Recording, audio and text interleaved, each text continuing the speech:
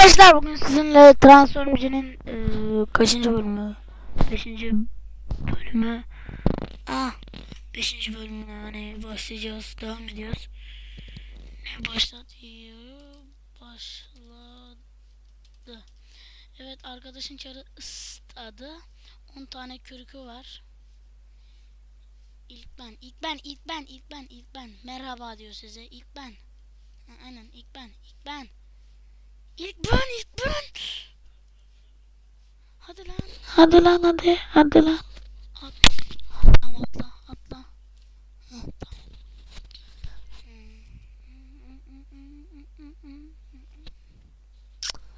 Merhaba diyor.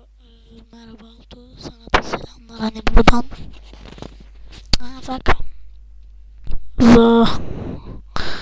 Atla. Sesim az gelebilir çünkü babam uyuyor. Daha 9 saniye oldu bir de. Bu arada çok uzun olmayacak. 5 dakikalık yapacağım bunu.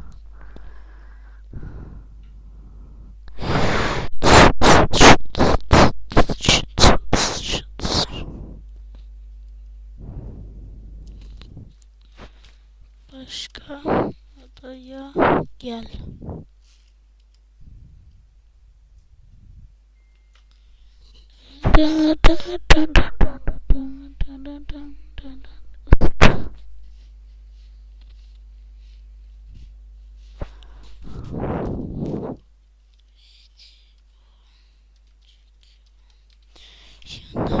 Yanıma gel.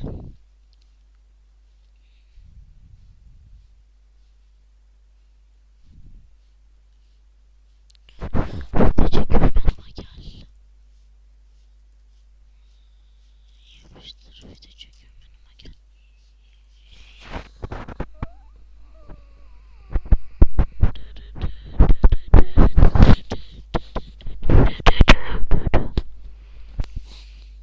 Altıya buradan selamlar. Tamam yazmış arkadaşlar. Altıya buradan selamlar. Hani Emir'e de buradan selamlar. Emir'e SCP Kralı GS Onur Bob. Yani Yunus'a buradan selamlar. Daha önce anlatmıştım. Kral Melek FB.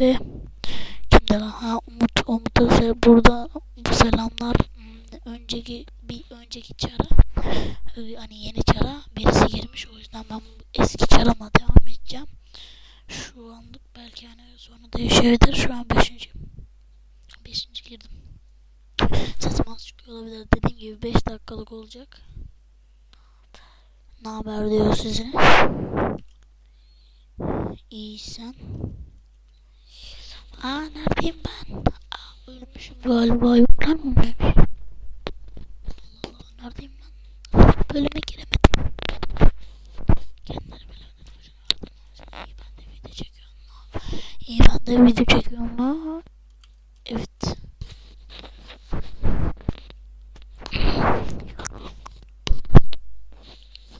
Zaten YouTube'a koyduğum gibi şeyler koyuyorum. Neydi onun adı?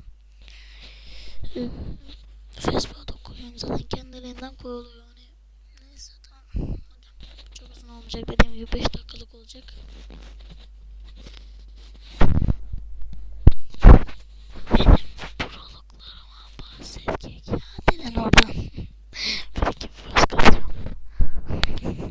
Hadi lan oradan, ne paraymış, hadi lan. Çekici olarak topladığı peynir 4. Topladığı peynir 268.